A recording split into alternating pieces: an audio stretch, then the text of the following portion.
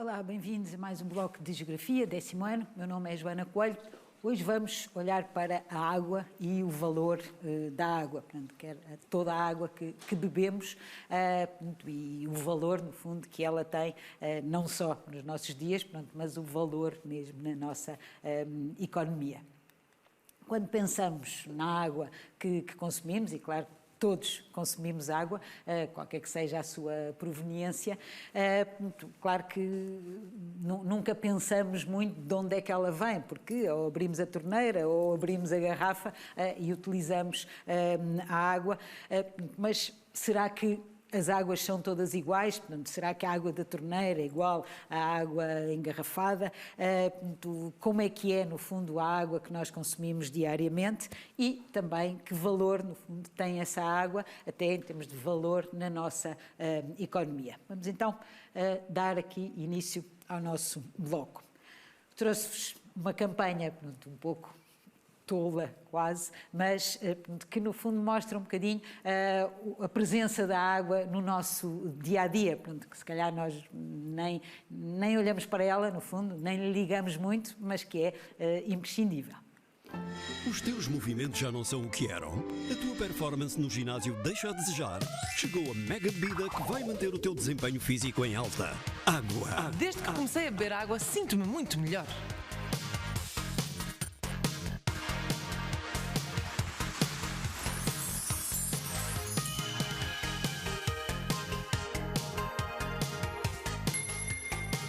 Água é para beber. Disponível em qualquer café, torneira, restaurante ou supermercado. Quando pensamos no valor da água, íamos pensar, a água também precisa de campanhas de publicidade, de marketing, etc. A verdade é que nós, de qualquer forma, vamos consumi-la. Não precisamos dessas mesmas campanhas, mas se as houvesse, claro, seriam deste tipo.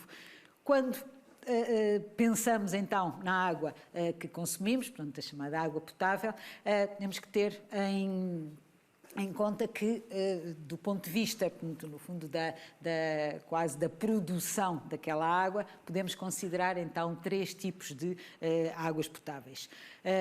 As águas minerais naturais, portanto, aquelas que vêm dos nossos toalhas freáticas e que são normalmente aquelas utilizadas para engarrafamento. As águas de nascente, da mesma forma, também provêm de nascentes, quase todas elas subterrâneas, e são também depois comercializadas engarrafadas.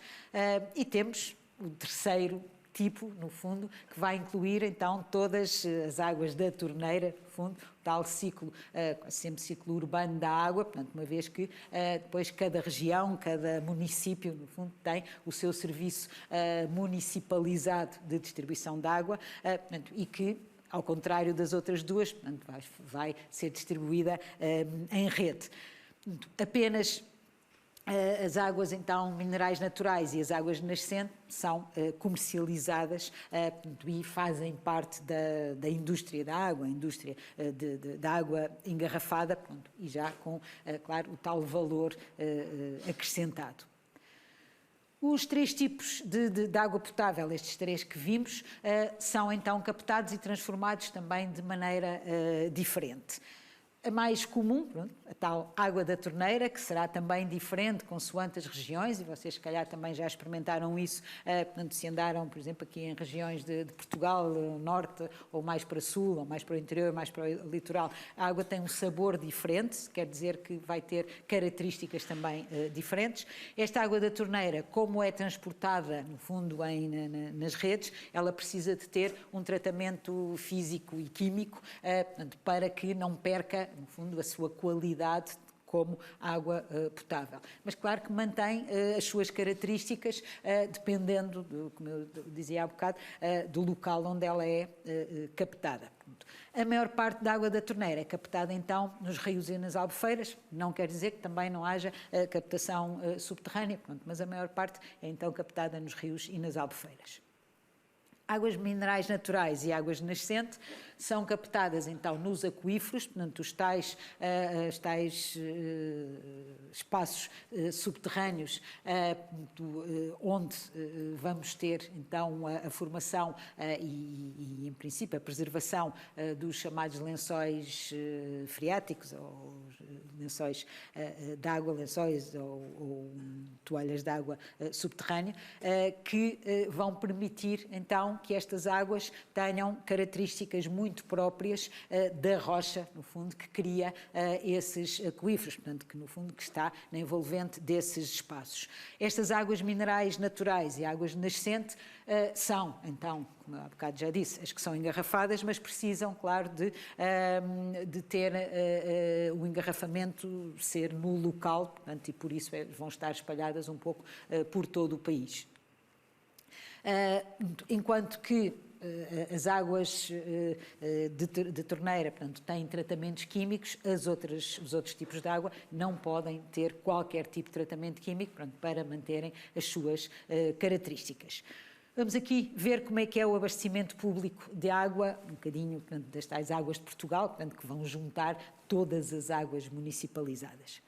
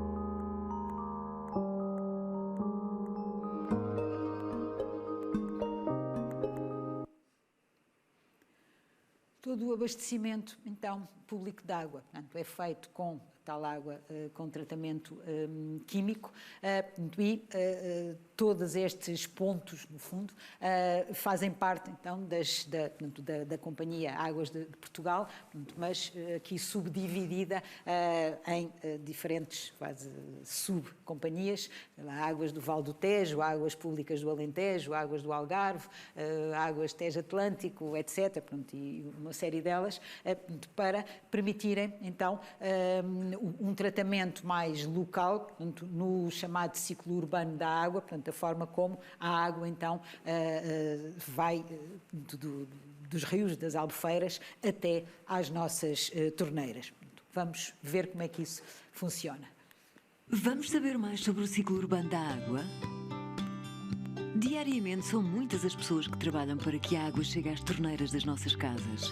Outras tantas trabalham para que a água usada seja devolvida à natureza em condições ambientalmente seguras. A água começa por ser captada nos rios e albufeiras ou em lençóis de água subterrâneos. Depois é encaminhada para uma estação de tratamento de água, onde passa por diversas etapas que a tornam adequada para consumo humano. A primeira etapa consiste em retirar os materiais grosseiros. Depois, eliminam-se outras partículas por processos químicos e físicos. A água passa ainda por uma etapa de filtração, onde ficam retidos os sólidos de menores dimensões. Finalmente é desinfetada para eliminar os micro-organismos patogénicos que são prejudiciais à nossa saúde.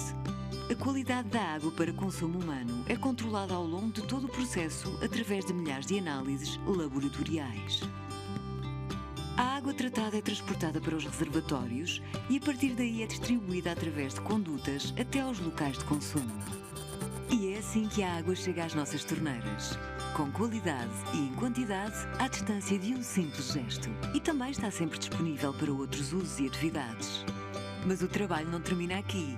Depois de usada, a água residual é encaminhada para um novo processo de tratamento, para que possa ser devolvida em segurança à natureza sem poluir os rios e mares. Na estação de tratamento de águas residuais, começa-se por separar o lixo que vem na água usada. Cotonetes, cabelos, pensos, restos de comida. Nesta etapa são também removidas areias e gorduras. Depois, no tratamento biológico, é eliminada toda a matéria orgânica. No final, a água residual pode ainda ser desinfetada e ser reutilizada para regas e lavagens. As lamas podem ser usadas para fertilizar os campos agrícolas. A água está agora em condições de ser devolvida aos meios hídricos com qualidade e em segurança. Este é o ciclo urbano da água e estas são as pessoas que trabalham todos os dias para que possamos continuar a usufruir do bem mais precioso do planeta Terra, a água.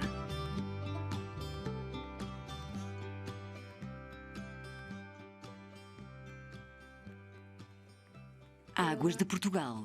Movidos pela água, movidos pelo bem-estar.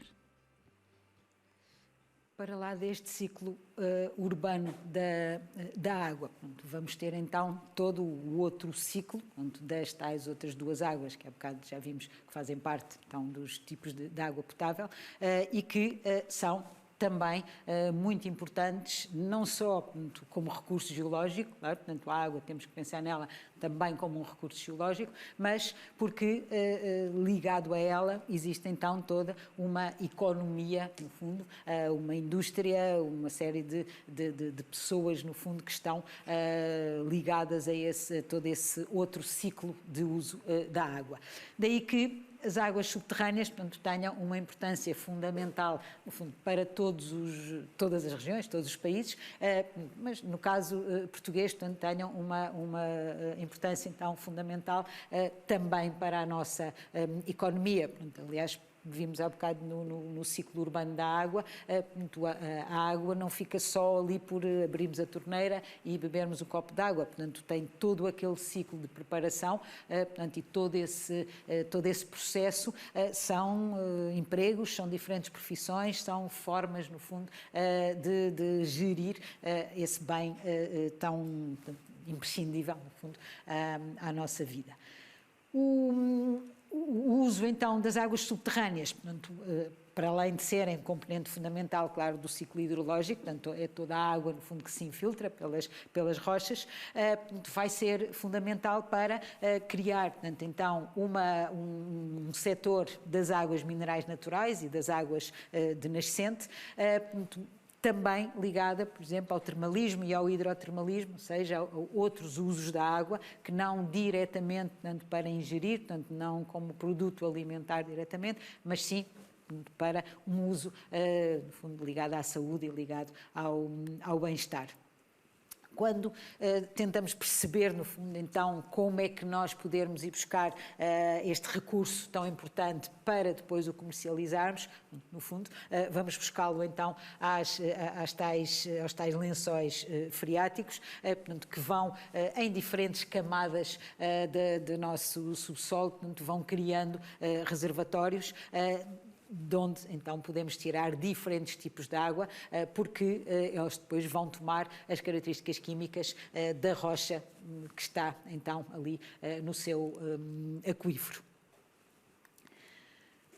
No nosso país, e aqui essencialmente em Portugal continental, portanto, as ilhas têm também importantes usos de água, mas portanto, mais águas com características diferentes. Por exemplo, os Açores são talvez a região portuguesa mais importante em relação ao termalismo, mas aqui em Portugal continental, portanto, nós vamos aqui encontrar em todas as regiões praticamente tipos de água e locais locais, no fundo, de captação da água, portanto, quer da tal água mineral, quer da água de nascente. Portanto, todas aquelas que são depois utilizadas para a tal indústria de engarrafamento, portanto, são, nós chamamos as minero-industriais também. Portanto, um pouco por todo o país, e vocês cá reconhecem alguns destes nomes, por vezes são até o nome da marca da água, mas a verdade é que correspondem ao nome daquela região, daquele local de onde se está a retirar a água, portanto, onde existe a nascente ou onde existe, então, o aquífero, de onde se retira a água.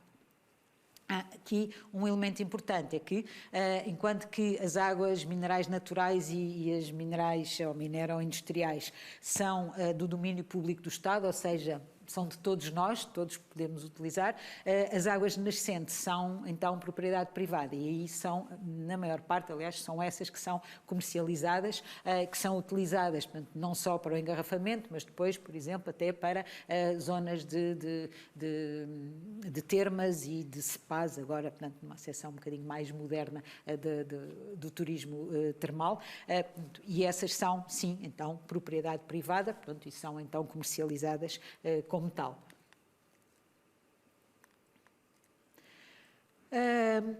Estas águas têm, portanto, sempre então a tal origem subterrânea, têm que ser, claro, protegidas e têm que ser constantemente também testadas. Portanto, quem faz, no fundo, esses testes são diferentes institutos no nosso país, é o Instituto Superior Técnico, o Instituto Ricardo Jorge, o Laboratório de Investigação Industrial também, portanto, e outros institutos que fazem, então, a monitorização constante, porque é importante, claro, manter a quantidade de água certa nos aquíferos, portanto, quer da quantidade, quer, então, da qualidade da água, portanto, definindo, então, os perímetros de proteção que vão ser aquilo que vai dar a qualidade e vai dar a certeza, no fundo, de que podemos ingerir aquela água quando abrimos a garrafa.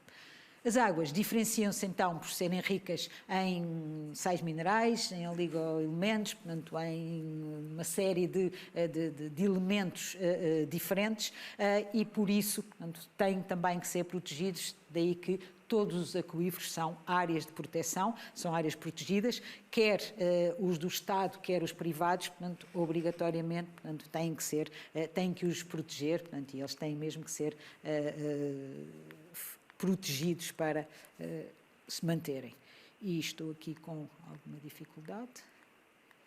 Ora, resolvidos os problemas técnicos, temos então estas tais características diferentes da água e perceber também, e há bocado já tinha referido, que a quantidade de unidades de engarrafamento têm que ser fixadas por cada região para manter então também a tal quantidade de água e a renovação dos caudais e manter então também os tais perímetros de proteção. Em Portugal continental, aqui essencialmente Portugal continental, portanto, temos, em termos de águas de nascente, no fundo 21 águas qualificadas, apesar de apenas 15, mas mesmo assim são bastantes, estarem em atividade. Se repararem, portanto, elas vão se concentrar muito mais na região norte, centro, no fundo, aqui um bocadinho ainda nas orlas sedimentares, a região sul, portanto, o maciço antigo sul, praticamente não tem águas de nascente, tem a ver com as características geológicas, portanto, que não permitem a formação de aquíferos suficientes, no fundo, para a captação depois como água de nascente. Se formos para as águas minerais naturais, portanto, elas acabam por ser um pouco em maior quantidade, também aparecem um pouco por todo o país, mais uma vez, portanto, aqui o sul com menos quantidade, as tais características geológicas. aquilo, as que predominam, no fundo, são as que podem ser utilizadas e já foram, algumas continuam, outras até apareceram de novo, utilizadas em termos de termas, portanto, o seu uso para a medicina e para o bem-estar também, que são as amarelas que estão aqui, portanto, um pouco espalhadas por quase todo o país. Depois, algumas que são simultaneamente para termalismo e para água engarrafada. Termalismo e geotermia, ou seja, águas naturalmente quentes, portanto, aquecidas pelo interior da Terra, por fenómenos ainda secundários de vulcanismo, ou com características, por exemplo, de gás natural também, existem, mas portanto, mais aqui então na região norte, mais uma vez tem a ver com as características geológicas que aqui encontramos. Isto traz-nos depois, então, aqui esta ligação com o chamado quimismo das águas, que é, ou seja, a composição química das águas. Portanto, se olharmos aqui para o norte e para o centro, as mais comuns são, então, as sulfatadas, portanto, são estas aqui a roxo, enquanto que, se formos depois para a região sul, já serão, então, as bicarbonatadas. Tem a ver então com a predominância de diferentes tipos de rocha, que também tem a ver com as unidades geomorfológicas que vocês já estudaram, e daí termos então esta diferença em termos de tipos de químicos da água. Esta ligação, portanto, é fácil, no fundo, de encontrar. As águas sulfúreas, portanto, vão aparecer essencialmente aqui no maciço antigo, mais a norte do Tejo, lá está, portanto, aqui o maciço antigo. Aqui as zonas sedimentares, quer da orla sedimentar, quer das bacias sedimentares, portanto, vão aparecer, portanto, águas já coloretadas, portanto, são, no fundo, águas um bocadinho até mais jovens, fundo, mas com características já diferentes. Mas há uma ligação direta entre uma e a outra. No mercado, vamos encontrar diferentes tipos de água, diferentes classes de água, que podem, a maior parte delas, natural, água mineral natural, água nascente sem gás, portanto, são as mais comuns. Temos algumas águas gasosas, estas gasocarbónicas, que é gás natural, portanto, não é adicionado gás, portanto, são algumas, portanto, não posso aqui fazer publicidade, mas, no fundo, até os nomes das nascentes são os nomes até com que se comercializam esse tipo de águas.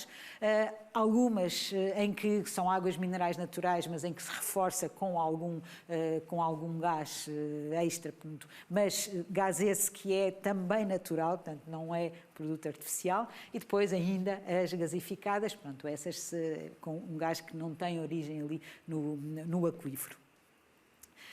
Portanto, tem tanto umas como outras, portanto, podem ser comercializadas de uma forma ou de outra, portanto, a indústria está preparada para isso. Último uso e, no fundo, tal valor da água. Portanto, olharmos então para as águas minerais naturais, portanto, aquelas que são então utilizadas para o termalismo, aliás, já são utilizadas há muitos séculos, já os romanos, no fundo, utilizavam as termas, portanto, era um espaço importante da vivência, no fundo, cotidiano, já nessa altura, e este uso que é muito, portanto, aqui isto é uma fotografia nas Furnas, nos Açores, em São Miguel, é, no fundo, um uso de águas que, de alguma forma, portanto, são transformadas pela proximidade de efeitos secundários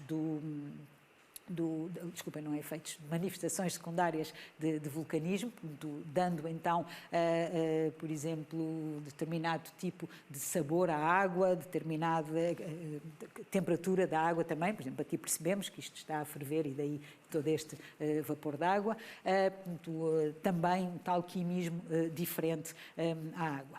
Uma água nascente, portanto, a chamada água nascente termal, é uma água, portanto, que é sempre aquecida e por isso tem aumento de temperatura e daí também o seu uso para a saúde e bem-estar.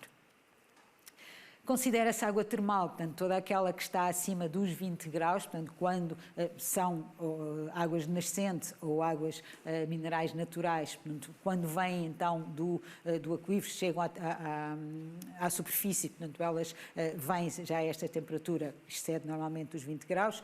A maior parte em Portugal estará ali entre os 20 e os 40 graus, portanto podem ser utilizadas diretamente, por exemplo, para os tais tratamentos termais, mas em alguns casos, portanto, elas podem até vir um pouco mais quentes. Portanto, não sei se vocês viram a televisão há não muito tempo, em Chaves, portanto, quando se estava a reorganizar, portanto, as caldas de Chaves, portanto, apareceu quase um geyser de água quente, portanto, que estava a 78 graus, portanto aí sim, essa já é água muito quente. As águas naturais, portanto, de termalismo aqui em Portugal continental aparecem também praticamente em todo o país, lá está também menos no sul. Em Portugal existem 38 termas, em Portugal continental, portanto depois os Açores e da Madeira, mas essencialmente os Açores, Madeira não é muito rica em águas termais.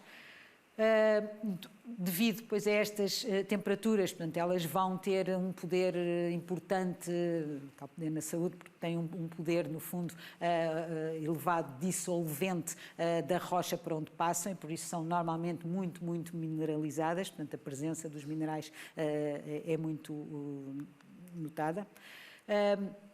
Em Portugal continental, o Hospital Termal das Caldas da Rainha, aliás, Caldas, no fundo, quer dizer termas também, é o mais antigo, portanto, aliás, ele é tido como o mais antigo do mundo mesmo, ali do século XV, portanto, e foi fundado pela Rainha Dona Leonor, portanto, quando passava, no fundo, e percebeu que a população naquele local se banhava numas piscinas naturais, no fundo, no meio das rochas, e, portanto, e que atribuía a essas águas propriedades também quase mágicas, no fundo, claro que não eram, portanto, eram as próprias propriedades daquela água, portanto, e que faziam bem à saúde. Mandou então construir o hospital e ele continua a funcionar. Obviamente foi sendo modernizado, pronto, mas continua, no fundo, a funcionar quase como era no século XV. Tem uma parte também museológica, claro, que foi buscar também essa origem, no fundo. Nos Açores temos então uma série de termas, portanto, e elas são, no fundo, exploradas já também há muito. Agora cada vez mais exploradas pelo turismo, que é importante, e aqui com também características especiais, que é termos águas termais em contacto com a água do mar e, portanto, no fundo, é água do mar quente. Estamos aqui numa piscina de água do mar, portanto, em que a água do mar entra e sai, mas como há aqui uma fonte termal, portanto, esta água do mar, como se estivesse aquecida, é uma piscina de mar, uma piscina natural, mas aquecida. Portanto, na Graciosa, as termas de Carapaz, isto são alguns exemplos apenas, as termas da Ferraria, em São Miguel, portanto, em que também acontece, algumas com instalações também para uso depois termal. Portanto, estas também conhecidas, o Parque de Terra Nostra, portanto, com a água férrea, portanto, esta cor da água tem a ver com a tal dissolução de materiais ferrosos. Todas estas características, no fundo, trazem-nos então diferentes formas de uso da água, o tal valor da água, e deixo-vos aqui com este último slide, portanto, em que isto é real, no fundo, é nós percebermos que as águas minerais e águas nascentes, portanto, também podem ter e têm ligação com a gastronomia, tanto que pode existir, e em alguns restaurantes existe, uma carta de águas, tal como temos uma carta de vinhos. E despeço-me, então, até ao próximo bloco.